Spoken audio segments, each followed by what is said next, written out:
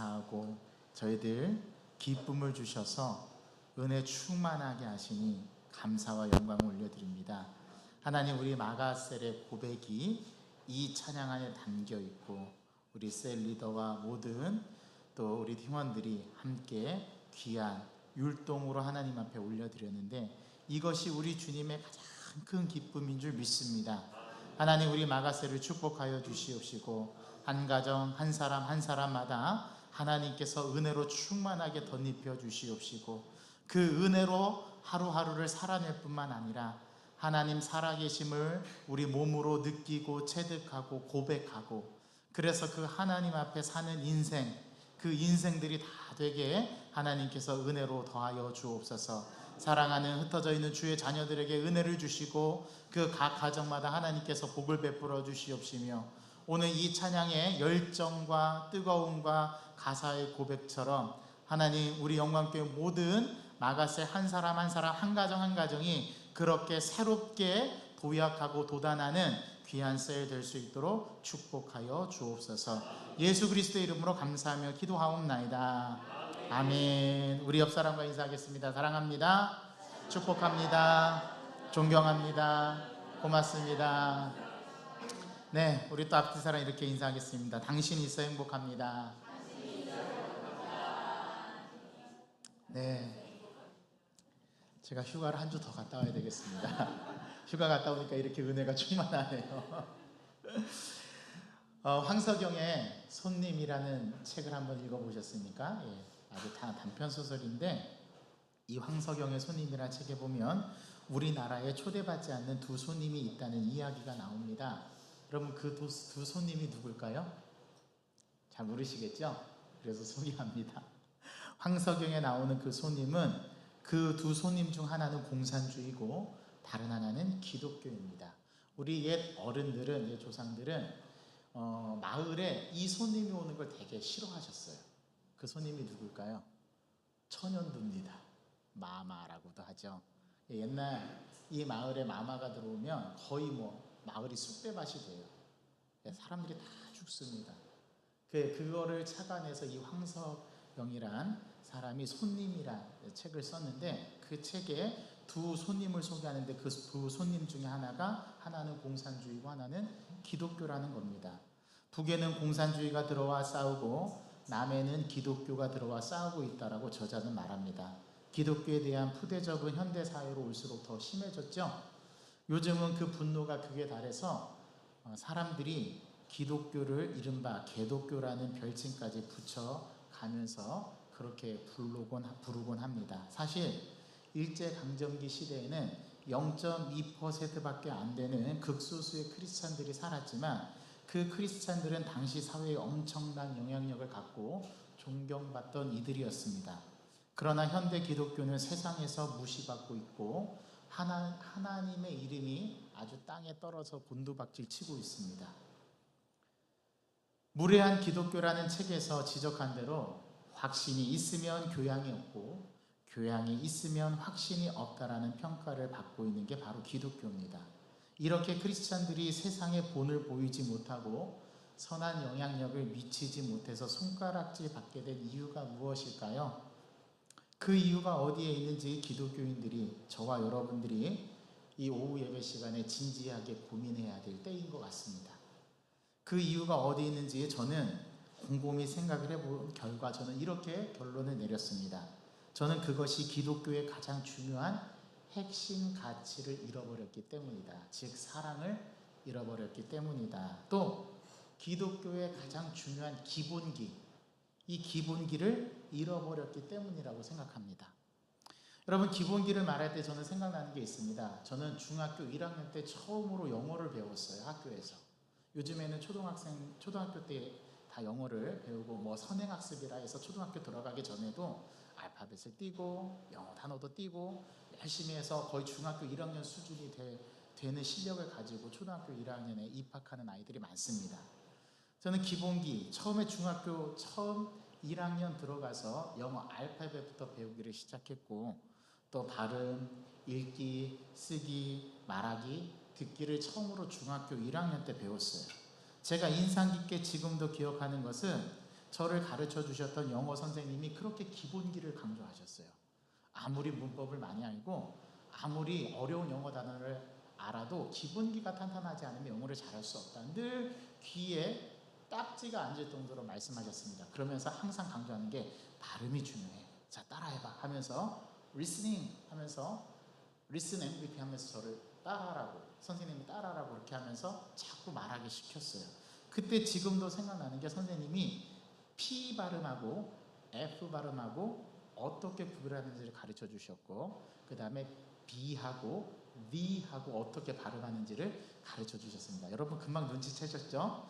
P하고 F를 어떻게 구별할까요? P는 입술을 붙입니다. P 이렇게 합니다. 근데 F는 아랫 입술을 깨물어야 돼요. V 이렇게 해야 됩니다. 마찬가지입니다. 알파벳 A, B 할 때 B도 붙입니다. B. 근데 V는 달라요. V는 V라고 해야 됩니다. 그래야 발음이 정확하게 난다라는 거죠. 이게 기본기예요. 그때 영어 선생님께서 영어의 기본기는 발음과 단어에서 나온다고 말씀하셨습니다. 기본기는 매우 중요해요. 여러분 수학도 마찬가지입니다. 처음부터 미분적분을 잘하는 사람은 아무도 없어요. 수학을 잘하려면 4가지를 잘해야 됩니다. 뭘까요? 사치연산. 사치연산이 뭐죠? 더하기, 빼기, 곱하기, 나누기. 이거 못하면 수학 못합니다. 이게 기본기예요. 수학을 잘하려면 사칙연산, 더하기, 빼기, 나누기, 곱하기를 잘해야 합니다. 사칙연산을 못하는데 수학을 잘하는 사람은 없어요. 그래서 초등학교 6학년도 더하기, 빼기를 계속 연습시킵니다. 문제집을 계속 풀게 해요. 익숙하게 하는 겁니다. 그냥 머리로만 생각해도 계산이 차차착 될 수 있도록 그렇게 사칙연산을 훈련을 시켜요. 모든 것에는 기본기가 있기 마련입니다. 기독교의 기본기는 다름 아닌 교리입니다. 기독 교리를 잘 아셔야 돼요. 사람들은 교리하면 복잡하고 머리 아프며 고리타분한 내용들이라 해서 나와는 상관이 없다라는 선입견을 갖고 있습니다. 그런데 정말 신앙이 성장하고 정말 예수님의 제자가 되려면 기독교의 교리가 탄탄해야 됩니다. 교리가 탄탄한 사람은 이단에 넘어가지 않아요. 아무리 이단들이 유혹하고 또 잘못된 교리로 나를 이렇게 꿰매 넘어가게 해도 거기에 넘어가지 않아요. 그만큼 기독교의 기본기는 아주 중요합니다. 진짜 기독교 교리 안에는 단순한 원리가 담겨 있어요. 쉽고도 명확하며 현재 내 삶에 적용한 원리, 그게 바로 기독교 교리 안에 담겨 있습니다. 또 단순한 원리는 전체를 아우러요. 그래서 기독 교리는 어렵고 따분하고 고리타분하고 그런 지적인 영역을 추구하는 그런 게 아닙니다. 단순하게 내 삶에 지금 바로 적용할 수 있는 교리, 그거를 여러분들이 쉽게 배우실 수 있으셔야 합니다. 한국 기독교는 빠른 부흥이라는 급성장을 했어요. 그런 급성장이라는 마술에 걸려 이 기본기를 탄탄히 하는데 매우 소홀했습니다. 그래서 오늘날 교회 안에 문제가 많이 나타나는 이유 중에 하나가 이 기독교의 기본 교리가 탄탄하게 자리매김되지 않아서 순식간에 신앙이 무너지는 교회들, 성도들이 많다 이 말입니다. 여러분 마라톤 선수는 뭐만 가지고 뛰면 될까요? 그랬더니 물만 가지고 뛰면 된다고 하는데 아니요. 마라톤 선수는 시계만 갖고 뛰면 됩니다. 그런데 망망대해에 있는 선장은 시계는 물론이고 하나를 더 들고 나가야 됩니다. 그게 뭔지 아십니까? 나침반입니다. 선장은 시계에도 있어야 하지만 나침반도 있어야 합니다. 현 세상은 어디로 가야 할지 모르는 망망대해와도 같습니다. 그래서 정확하고 바른 방향을 가르쳐주는 기본기가 필요합니다. 우리의 신앙도 기본기가 필요해요. 그럼 기독교의 기본기는 아까 교리라고 말씀드렸는데 그럼 교리는 구체적으로 뭘까요? 교리라는 것은 기독교를 나타내는 기본적인 핵심 가치들을 말합니다. 예를 들자면 기독교에서 말하는 사랑, 기독교에서 말하는 예배, 기독교에서 말하는 하나님, 이런 것들이 가장 기본적인 아주 중요하게 우리가 탄탄하게 해야 할 영역들이라는 거예요. 신앙에서도 세상과 겨루어 이기면서 살 수 있는 비결이 있습니다. 바로 교리를 기본기로 다지는 겁니다. 올바른 교리로 탄탄한 기본기를 가진 사람은 나침반을 쥔 선장과도 같습니다. 자신이 어디로 어떻게 나아가야 하는지 정확하게 알게 되기 때문에 그렇습니다. 교리는 원리입니다. 이론이 아니에요.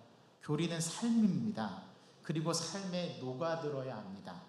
진정한 제자가 되는 것은 교리로 성숙해지는 겁니다. 여러분들도 이미 교리로서 단단해진 부분이 있어요. 누가 가르쳐주지 않아도 나는 기도해야 돼.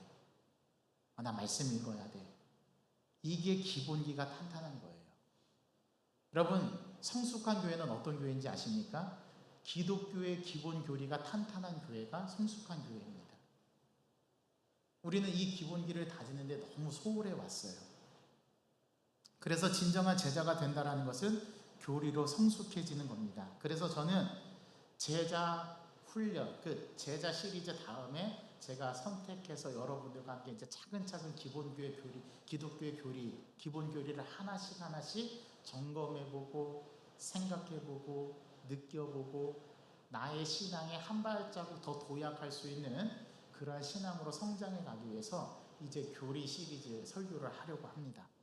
그래서 오후 예배 때는 여러분들의 기독교인 크리스천으로서의 탄탄한 기본기, 우리가 어디를 가도 어디에서 어떤 상황에 처해도 이 기독교 교리로서 탄탄하게 무장한 성도, 그 성도가 진정 실력이 있고 힘이 있고 또 가장 어렵고 힘든 순간에 능력을 발휘하게 돼요. 그래서 우리는 이 기독교 교리를 성숙해지는 것으로 이해하고 하나씩 우리가 곱씹으면서 생각해보고 정말 나는 이 기독교 교리에 탄탄하게 서 있는가를 점검해보는 시간으로 삼으셨으면 좋겠습니다. 이 기독교 기본 교리가 원리에 강한 그러한 사람이 이 세상도 감당할 수 없는 존재가 돼요. 그게 히브리서 11장에 나오는 믿음의 사람이라는 거죠. 그래서 오늘부터 우리는 기독교의 핵심 가치와 교리들을 성경 말씀에 근거하여 처음부터 하나씩 차근차근 생각해보고 정리해 나가보려고 합니다. 이 시간을 여러분들이 배움의 기회뿐만 아니라 성령 하나님께서 내 안에 역사하셔서 내가 그동안 사소하게 지나쳤던 가장 중요한 핵심 가치들 또 성경의 가르침들을 재확인하고 재발견하고 다시금 곱씹어서 나의 것으로 삼는 신앙의 원리로 삼으시는 저와 여러분 되기를 바랍니다. 기독교의 핵심 교리 중 가장 중요한 주제가 하나님에 대한 이해입니다. 이게 칼빈의 기독교 강요 챕터 1의 첫 번째 주제로 나와요. 하나님을 아는 지식. 이 백성이 하나님을 아는 지식이 없어 망한다라고 성경에도 기록되어 있어요. 그래서 하나님에 대한 이해, 하나님을 올바르게 아는 것, 성경이 하나님에 대해서 가르쳐주는 기본적인 진리를 이해하는 게 굉장히 중요합니다. 기독교의 핵심 교리 중 첫 번째 주제는 하나님에 대한 이해인데, 하나님에 대한 이해는 하나님이 있다와 하나님이 없다로 갈립니다. 그래서 하나님이 있다와 하나님이 없다는 이 이해는 매우 중요합니다. 저와 여러분들은 모두 하나님이 있다고 믿는 사람들입니다. 맞습니까? 여기서부터 출발입니다. 여기서부터 여러분들이 신앙이 판가름 나는 거예요. 우리는 다 하나님이 있다라고 믿는 사람들 맞습니까? 예, 맞는 분들은 아멘으로 크게 소리 질러 주시기 바랍니다. 네, 여러분들은 모두 하나님이 있다고 믿는 사람들이다. 반면에 하나님이 어디에도 없다라고 믿는 자들이 있습니다. 똑같은 믿음인데 전혀 다른 믿음입니다. 자, 전자를 우리는 유신론자라고 부르고 후자를 우리는 무신론자 또는 불가지론자라고 부릅니다. 인류 역사의 모든 철학과 학문의 기원을 거슬러 올라가면 최종적으로 만나는 두 가지의 사상과 신앙을 만나게 됩니다. 그것이 바로 유신론과 무신론입니다. 신이 계시다라는 유신론에서 신이 우주를 창조했다라는 창조론이 나옵니다. 창조론의 입장에서 본 인간은 하나님이 지으신 뭘까요? 피조물이에요. 인간은 신이 아닙니다. 인간은 신이 만든 뭐예요? 피조물이에요. 하나님이 우리를 지으셨어요. 만드셨어요. 우리는 절대로 하나님이 될 수 없습니다. 이 내 두 발을 걸어서 하늘까지 높아지겠다라고 해도 우리는 하나님이 될 수 없어요. 하나님과 질적인 차이를 나타낼 수밖에 없습니다. 이걸 인정하셔야 합니다. 이게 유신론의 가장 기독교의 핵심 진리 중에 하나예요. 존재의 의미와 목적이 신의 창조주의 섭리에 담겨 있어서 하나님이 지으신 피조물 안에 창조주의 섭리가 담겨 있다. 이걸 받아들이고 이걸 이해하는 것이 바로 유신론자들입니다. 존재의 의미와 목적이 있다라는 거죠. 신이 만드신 피조물의 가치는 존재 그 자체로 평가된다라는 거예요. 우리가 갖고 있는 소유의 평가의 기준이 있지 않고 지으신 나 자체에 뭐가 있어요? 가치가 있다라는 거예요. 이것을 존재 가치라고 합니다. 피조물은 세상 어느 무엇과도 바꿀 수 없는 소중한 존재가 되었다라는 게 하나님이 나를 창조하셨다라는 창조주 하나님의 섭리라는 거예요. 이러한 사상을 배경으로 인간의 생명과 가치를 소중히 여기는 문화가 꽃피우게 되었습니다. 그 문화를 우리는 뭐라고 부르냐면 자본주의 경제 형태와 민주주의 정치 형태라고 말합니다. 이게 바로 유신론에서 나온, 창조론에서 나온 이 세상의 꽃피운 문화입니다. 그러나 무신론에서 출발한 철학과 학문을 통해서는 진화론이 나와요. 제가 아주 단순하고 쉽게 설명한, 여기서 뭐 소지나 대지나 이것까지 말할 수는 없어요. 시간상 그것까지 다룰 수는 없습니다. 그냥 여러분들이 이해하기 쉽게 기독교의 진리를 그냥 아주 극명하게 이해하기 쉽게 제가 지금 아주 쉽게 풀어서 말씀을 드리는 거예요. 한번 귀를 쫑긋 세우고 한번 들어보시기 바랍니다. 무신론에서 출발한 철학과 학문을 통해서는 진화론이 나와요. 무신론자들은 신도 없고 영혼도 없고 사후세계도 존재하지 않는다라고 말합니다. 그래서 그들은 사후세계는 없다라고 말하죠. 인간을 포함한 모든 생물은 신의 섭리가 아니라 자연과 진화의 산물이라는 겁니다. 인간의 모든 생각과 감정은 이 신체의 전기적, 화학적, 물리적 작용에 불과하다라고 말해요. 인간의 신의 섭리의 산물이 아니라 아무런 의미와 목적 없이 단지 우연과 진화의 산물일 뿐이라고 여깁니다. 인간이 우연의 산물이라고 한다면 인간에 대해 숙고할 필요도 의미를 부여할 필요도 없어집니다. 그래서 무신론자들은 인간을 하나의 물건처럼 유물론적으로 생각하는 경향이 짙어요. 그래서 인간이 하나의 물질과 같은 존재로 전락됩니다. 그러니 존재에 대해서도 큰 의미를 부여하지 않게 됩니다. 인간이 나의 가치를 뭐로 판단하냐면 내가 얼마나 많이 가지고 있는가, 소유로 판단해요. 이것을 소유 가치라고 합니다. 인간 자체가 아니라 그가 갖고 있는 소유로 인간의 가치가 결정된다라는 거죠. 그런데 다분히 저와 여러분들도 이런 유물론적 사고에 많이 젖어 있어요. 쉽게 우리 삶의 몸에 배어 있어요. 이렇게 인간을 물질과 소유로 취급하는 사상과 철학의 결과물을 유물론과 공산주의라고 황석영 씨는 손님이라는 소설에서 말하고 있어요. 황석영이 지적했던 두 손님은 사실은 유물론과 무신론을 말하는 것이었다라는 사실입니다. 사람들은 진화론을 학문과 과학이라고 착각합니다. 진화론의 근거를 과학으로 내세우기 때문에 그렇습니다. 그러나 실상을 들여다보면 진화론은 과학이 아니라 신앙입니다.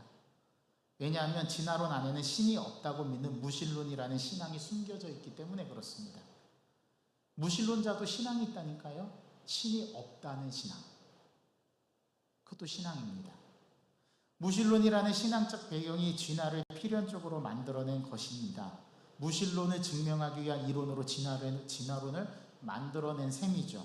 인간은 자신의 신앙에 따라 유신론이냐 무신론이냐를 선택하게 됩니다. 인간의 가치도 결국 유신론이냐 무신론이냐의 신앙의 선택에 의해 결정되죠.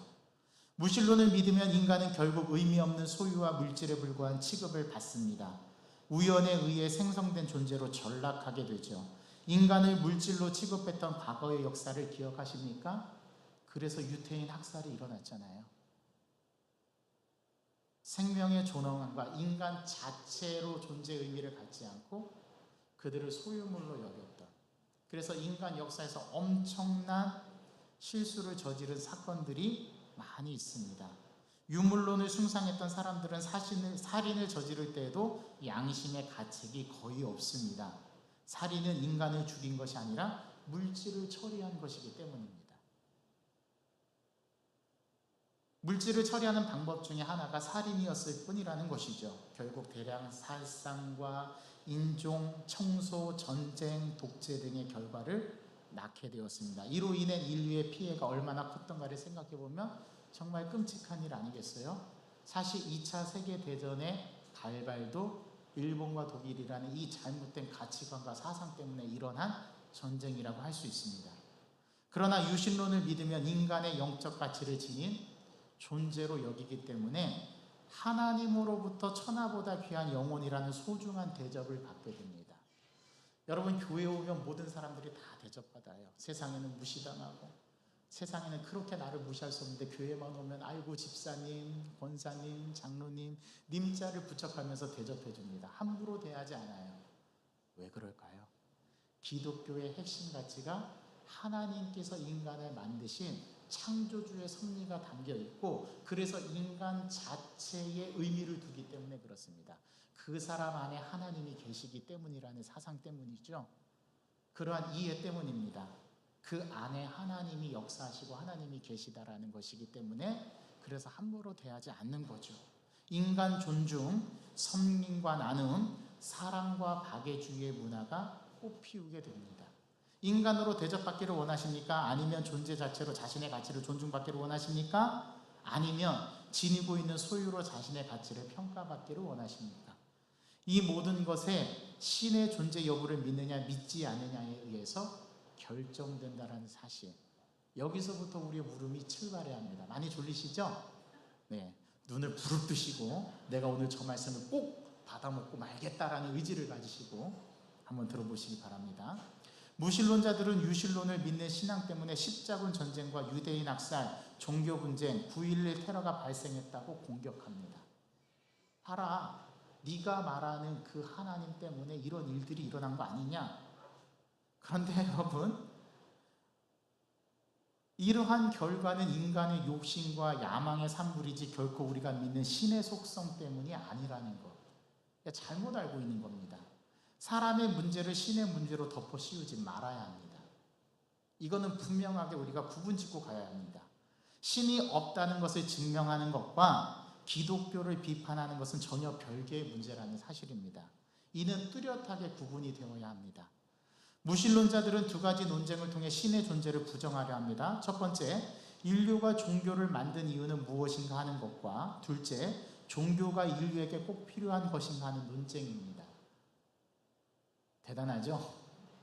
예, 우리도 이런 질문을 던져야 되고 이런 고민을 하셔야 돼요. 그거는 나와 상관없어요, 목사님. 아니요. 이게 결정적인 차이를 만들어냅니다. 두 논쟁은 신의 존재 여부에 사실상 아무런 영향을 끼치지 못해요. 이러한 논쟁의 결과가 신이 있고 없고를 결정하지를 못합니다. 단지 종교의 해악과 필요성에 대한 저들의 비판일 뿐입니다. 무신론자들은 말합니다. 신이 없어도 인간은 얼마든지 열정적이며 영적일 수 있습니다. 인간을 주목하십시오. 신의 존재를 의심하십시오. 이렇게 그들은 이야기합니다. 미래의 사회에 대하는 종교가 아닌 인간 자체에 있다라고 주장합니다. 인간의 존엄성이 오히려 신 때문에 무너져 왔다라는 것이죠. 기독교 안에 있었던 종교 전쟁과 가난, 아동학대와 동성애자 차별과 같은 예를 들며 이러한 사실들을 강조합니다. 그러나 이거는 종교에 대한 비판일 뿐이지 신의 존재 증명과는 전혀 상관이 없습니다. 이걸 구분지어야 합니다. 아주 냉정하게 말이죠. 종교에 대한 비판과 신 존재 증명은 전혀 별개의 문제로 구별되어야 한다는 거죠. 무신론자들은 신이 있어야 할 자리에 인간을 대신 앉혔을 뿐입니다. 그들은 인간을 신으로 만들려고 하고 있습니다. 에덴에서 아담이 신의 자리에 앉으려 했을 때, 하나님의 자리에 앉으려 했을 때 벌어진 결과를 우리는 똑똑히 보고 있지 않습니까? 무신론자들은 종교를 비판하는 이유가 인간의 가치를 찾기 위해서라고 오히려 이렇게 주장합니다. 그러나 이것은 엄청난 모순입니다. 왜 그런 건지 아십니까? 저들이 믿는 무신론으로 인해 인간의 가치가 결국 소유와 물질로 전락되고 있기 때문에 그렇습니다. 자, 아이러니하죠. 인간의 의미 없고 우연의 산물인 물질로 전락시켜 놓고 인간의 가치를 찾는다고 하는 것은 모순이지 않습니까? 성경은 우주의 기원에 대해서 태초에 하나님이 천지를 창조하시니라고 창세기 1장 1절, 성경의 가장 정확한 첫 번째 진리를 선언해 버려요. 하나님은 있습니다. 이게 성경 전체가 말하려고 하는 중심 주제입니다. 하나님은 살아계십니다.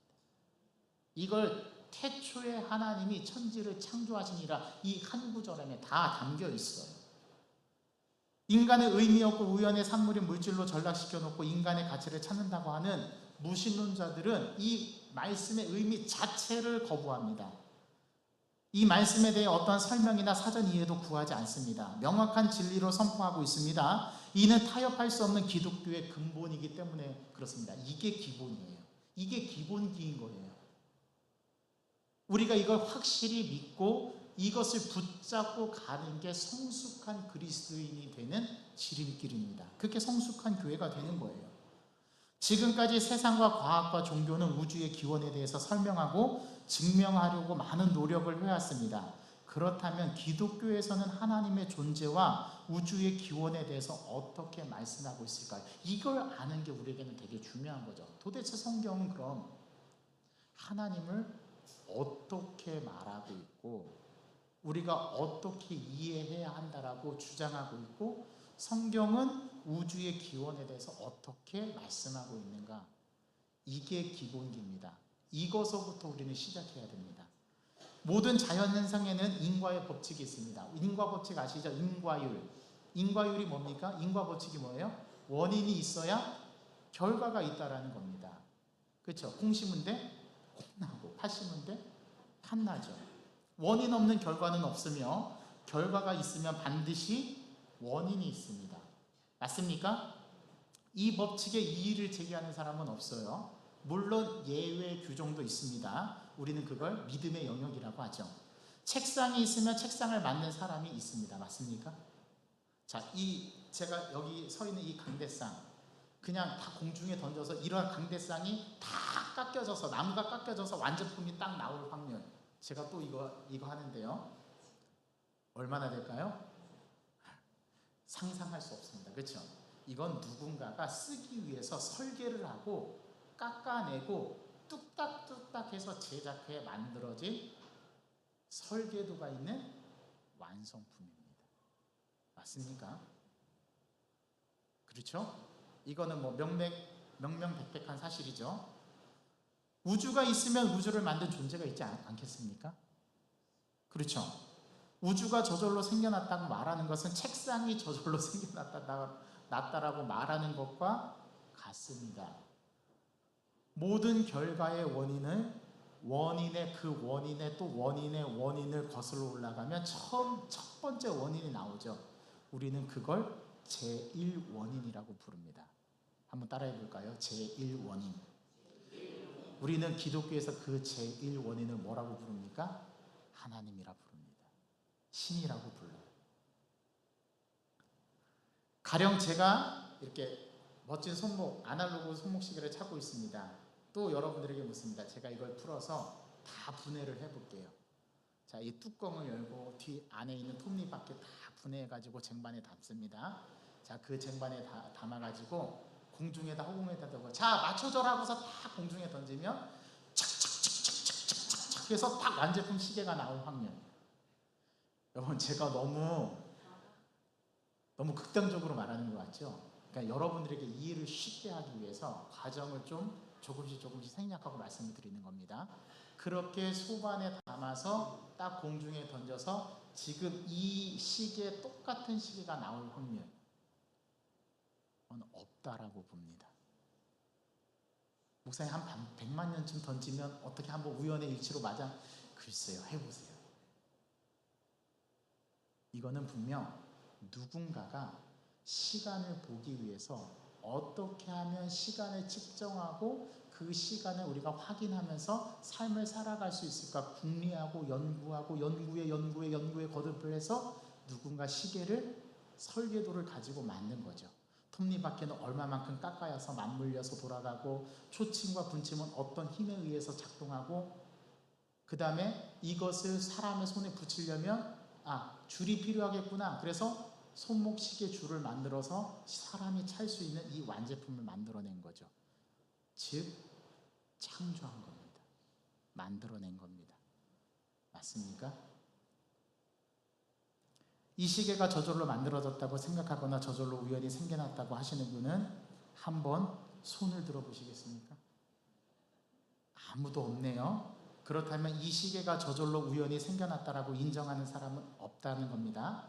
이렇게 말하면 또 목사님 그건 성급한 일반화에 오릅니다라고 말할지 모르겠지만 적어도 여기 앉아 계신 분들은 다 손을 들지 않으셨어요. 그럼 다시 묻습니다. 자, 그러면 혹시 이 시계는 누군가 어떤 목적을 두고 고민하면서 설계하고 만든 것이라 생각하는 분 한번 손을 들어 보십시오. 자, 그럼 손 안 드신 분은 뭡니까? 이것도 아니고 저것도 아니고 그럼 누군가 만든 것도 아니고 저절로 우연히 생겨난 것도 아니면 어떤 입장이실까요? 네, 제3의 입장이라고 말씀하시고 싶어 하시는 분도 있겠지만 신이라고 부르는 기독교에 대해서 무신론자들은 세 가지 이의 제기를 합니다. 첫째, 인과 법칙으로 신의 존재를 증명하는 것은 무리라는 겁니다. 그들은 이렇게 주장해요. 우리 조상들은 자신에게 닥친 자연현상을 이해할 과학적 지식이 없었다. 그렇다고 모르는 대로 살자니 중요한 사건의 원인을 찾지 못해 정서적으로 정신적으로 불안해졌다. 즉 지식이 부족한 상황에서 어떻게든 이야기를 꾸며내서 자연현상을 설명해라 했다라는 겁니다. 이게 무신론자들의 주장이에요. 꾸며낸 원인 가운데 하나가 신이며 그게 기독교에서 말하는 하나님이고 인과 법칙 자체가 인간에 의해 만들어진 조작된 법칙이라는 게 무신론자들의 주장입니다. 납득하실 수 있겠습니까? 또 인과의 법칙이 신존재 증명을 위해 유신론자들이 만들어낸 조작된 법칙이라면 다음과 같은 모순이 발생합니다. 진화론자들은 유신론자들의 창조론은 그저 믿음일 뿐이고 자신들의 진화론은 과학이라고 차별화합니다. 그러나 과학의 기본적인 근거가 인과의 법칙 아니었던가요? 그들도 이걸 부정할 수는 없어요. 진화론을 과학이라고 말해놓고 과학의 근본이 되는 인과의 법칙을 유신론자들이 만들어낸 조작된 법칙이라고 스스로 부정하는 자가당착에 빠지는 결과가 되는 겁니다. 둘째, 무신론자들은 인과의 법칙을 따른다 해도 우리가 말하는 제1원인인 신을 있게 만든 또 다른 원인은 있지 않겠느냐고 이의를 제기합니다. 야, 무신론자들 굉장히 똑똑해요. 그래, 너희들이 말하는 제1원인 그분이 하나님이라 치자. 그러면 그 하나님을 만들어낸 또 다른 존재가 있을 거 아니냐. 이게 무신론자들의 설명이에요. 너희들이 믿는 제1원인이 하나님이라 하자. 그러면 인과 법칙에 따라 그 제1원인을 있게 한 또 다른 제1원인은 무엇이냐라고 다시 질문합니다. 즉 하나님은 누가 만들었냐 이것입니다. 이러한 모순 때문에 인과의 법칙으로는 신의 존재를 증명할 수 없다라고 말합니다. 이것을 설계자 가설이라고 해요. 설계자는 그럼 누가 설계했느냐 이거죠. 자, 그러면 예를 들자면 이 시계를 제가 만들었다고 칩시다. 그러면 이 시계를 만든 나는 누가 만들었냐 이 말이에요. 자, 그러면 그 나를 만드신 분이 하나님이신데 그럼 그 하나님을 누가 만들었냐 이거예요. 이해되십니까? 무슨 질문인지? 여러분 믿지 않는 자들도 여기까지 생각한다니까요. 그런데 우리는 이 생각조차 안 하려고 하는 게 우리의 신앙의 문제예요. 그러면 성숙해질 수 없어요. 더 많이 고민하시고 하나님에 대해서 더 많이 깊이 통찰하셔야 됩니다. 하나님께 지혜를 달라고 간구해야 됩니다. 우리가 이걸 포기하잖아요. 그러면 죄자됨을 포기하는 거고 성숙함을 포기하는 거고 나는 크리스천임을 포기하는 겁니다. 왜요? 믿지 않는 자들도 이 고민한다니까요. 여기서 우리는 해답을 얻어내야 합니다.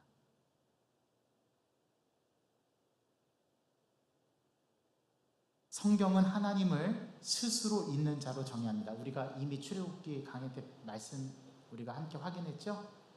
I am who I am. 나는 스스로 있는 자다. 나는 야훼다. 이름까지 친절하게 가르쳐 주셨어요. 스스로 있다라는 말은 인과의 법칙과 설계자 가설을 뛰어넘었다라는 말입니다. 무시했다라는 말과 뛰어넘었다라는 말의 의미는 전혀 다릅니다.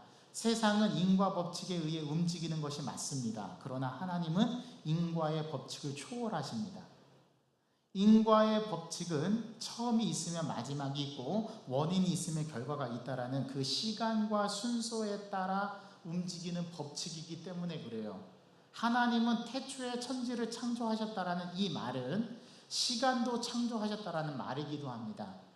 천지 창조 이전의 시간이 없었기에 인과의 법칙이 더 이상 적용되지 않아요. 그래서 하나님은 영원 전부터 영원까지 어제나 오늘이나 동일하신 분이라고 성경은 가르쳐 줍니다. 여러분, 이 말에, 이 성경 말씀의 의미가 바로 이러한 의미였던 거예요. 우리는 이 고민을 하셔야 돼요. 내가 믿는 하나님에 대해서, 내가 믿는 하나님이 어떤 분인가를 아는 것, 그것이 우리 믿음의 출발점이라니까요. 신앙의 출발점이라니까요. 그래서 시간이 없었던 창조 이전을 시간의 순서의 개념에 들어간 인과의 법칙으로 설명하는 것은 무리입니다.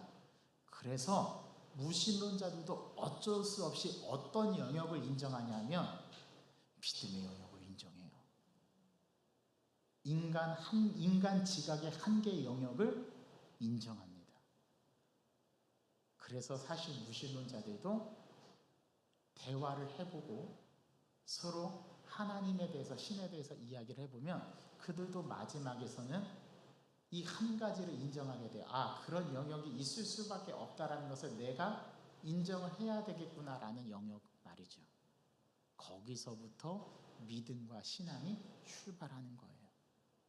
그러나 시간 속에 사는 사람에게 시간을 뛰어넘어 존재하는 신을 설명하기 위해서 인과의 법칙을 사용해야 하는 것이 우리 인간의 한계입니다. 그래서 우리는 이 인간의 한계를 한계지음으로 수용하고 겸허하게 받아들이고 거기에서부터 하나님에 대한 이해를 새롭게 추구해야 합니다. 마지막으로 무신론자들은 제일 원인이 신이라고 인정했다 하더라도 그 신이 너희가 믿는 성경의 하나님이라고 어떻게 확신할 수 있느냐라고 물어요. 사실 이 말에 더 이상 논중할 수는 없습니다. 왜냐하면 그 다음부터 우리 믿음의 영역으로 들어가기 때문에 그래요. 우리는 그래서 우리 기독교는 그분을 하나님이라고 믿는 거예요. 모든 신들의 신. 오늘 이사야 선지자의 말씀대로 나 외에는 다른 신들이 없다라고 말씀하시는 그분. 그래서 이사야 선지자는 45장 5절, 6절, 7절에서 이렇게 합니다. 나는 여호와라. 그래서 하나님이 자기의 이름을 야훼라고 밝히십니다. 나 외에는 다른 이가 없나니 나밖에 신이 없느니라. 너는 나를 알지 못하였을지라도 나는 내 띠를 동일 것이요 해 뜨는 곳에서든지 지는 곳에서든지 나밖에 다른 이가 없는 줄을 어떻게 하겠다고요? 알게 하리라. 나는 여호와라, 다른 이가 없느니라. 이 여호와는 어떤 분이시냐? 우리가 믿는 하나님은 어떤 분이시냐면 뭐도 창조하셨대요? 빛도 창조하셨대요. 또 뭐도 창조하셨대요? 어둠도 창조하셨대요. 또 뭐도 창조하셨대요? 평안도 지으셨대요. 또 뭐도 만드셨대요? 환난도 창조하셨대요. 이 모든 것을 주관하실 수 있는 분, 모든 신들 중에 가장 뛰어난 그분, 그분이 바로 여호와다 이겁니다. 다른 이가 없다라고 성경은 정확하게 가르쳐 줍니다. 저와 여러분들이 믿는 하나님이 이 정도입니다. 여기서부터 기독교가 시작되는 겁니다. 저와 여러분들의 믿음의 출발이 이 정도에서 시작된다는 거예요. 그런데 여기까지 가기까지의 지금까지 제가 논리적으로 설명한 부분, 이 설명을 여러분들이 다른 사람에게, 특별히 무신론자 믿지 않는 자들에게 정확하게 가르쳐 줄 수 있어야 합니다. 이게 기독교의 기본 교리, 하나님에 대한 이해입니다. 저는 여러분들이 목사가 되라고 말하는 거 아닙니다. 여러분들이 다 장로님이 되라고 말하는 거 아닙니다. 하나님을 믿는 사람이라면 내가 믿고 있는 하나님이 누구인지는 알고 믿어야 될 거 아닙니까? 올바르게 알고 성경이 가르쳐주는 올바른 그 가르침에 따라서 하나님을 이해하고 추구하고 하나님을 믿는 것, 그것이 우리가 믿는 신앙의 출발점이어야 하지 않겠습니까? 그래서 이것이 이 기본기, 이 믿음의 근간이 되는 하나님에 대한 이해, 이것을 오늘부터 저와 여러분들이 눈을 부릅뜨고 성경에서 찾아야 하는 주제입니다. 과연 성경에서 하나님을 무엇이라고 우리에게 가르쳐 주는가? 오늘 저는 창조주 하나님에 대해서 먼저 말씀을 드렸어요. 우리가 우리 인간 영역 안에서도 인지되고 이해될 수 있지만 그걸 뛰어넘으실 수 있는 분, 우리가 믿는 하나님은 바로 그런 하나님이다라는 것이 오늘 기독교의 기본기, 즉 저와 여러분들이 가장 먼저 알아야 할 사실이다 이겁니다. 여러분 이해하시겠죠? 오늘부터 우리가 붙잡고 가는 하나님이 이런 하나님입니다. 이걸 믿으시길 바랍니다. 그리고 이걸 여러분들의 하나님으로 소화해 내시고 그 하나님을 굳게 믿고 갈 수 있기까지 내 신앙의 지적인 이해뿐만 아니라 나의 심리적인 정서적인 모든 정신적인 영역에서도 이 하나님이 수용되고 받아들여질 수 있도록 만드는 것, 그것이 저와 여러분들이 오늘 이 예배 시간에 해야 할 귀한 하나님의 소명인 줄 믿습니다. 우리가 이 하나님 붙들고 사는 거예요. 언제 살까요? 매일매일입니다. 순간순간입니다. 오늘 오전 예배 때도 말씀드렸듯이 그 하나님을 믿기로 다시 작정해야 합니다. 물론 내가 믿는다고 믿어지는 게 아닙니다. 하나님이 믿게 해주셔야 합니다. 그런데 적어도 우리 안에 그런 열망이 있어야 되지 않겠습니까? 하나님, 내가 그 하나님 붙들고 싶습니다. 내가 그 하나님 만나고 싶습니다. 그 야훼 하나님, 스스로 계신 하나님, 창조주 하나님, 기독교에서 가장 우리가 믿음의 대상이라고 신앙한다고 하는 그 하나님을 알게 하여 주십시오. 만나게 하여 주십시오. 이번 한 주간 그 하나님을 처절하게 경험하고 그 하나님 앞에 겸손하게 엎드려지는 역사가 있게 하여 주십시오. 삶의 순간순간마다 그 하나님 놓치지 않게 하여 주십시오. 하나님 놓치려고 할 때 아이고 하고 하나님 앞에 찰싹 달라붙는 그런 이번 한 주간의 삶이 되게 하여 주옵소서. 그 하나님 붙들고 사실 수 있는 저와 여러분들을 간절히 소망합니다. 저를 따라해 주십시오. 하나님은 살아계십니다. 우리가 믿는 하나님은 창조주 하나님이십니다. 하나님밖에 다른 신은 없습니다. 할렐루야. 하나님, 기독교의 기본기는 기독교의 교리를 탄탄하게 하는 것입니다. 하나님에 대한 이해, 예수님에 대한 이해, 성령님에 대한 이해, 예배란 무엇인지, 기도란 무엇인지, 또 우리가 신앙생활하면서 우리가 추구하는 공동체적인 이 삶의 모습은 무엇인지 아주 기독교에서 가르쳐주는 사랑, 자비, 온유, 계명, 기독교가 말하는 핵심 가치, 자유, 믿음, 소망, 이런 것들을 그저 아는 것으로 그치지 않고 올바르게 이해하고 확실하게 이해하는 저희들의 믿음의 기본기를 탄탄하게 하는 삶이 되게 하여 주옵소서. 예수 그리스도의 이름으로 감사하며 기도하옵나이다. 아멘. 오늘 주신 말씀을 생각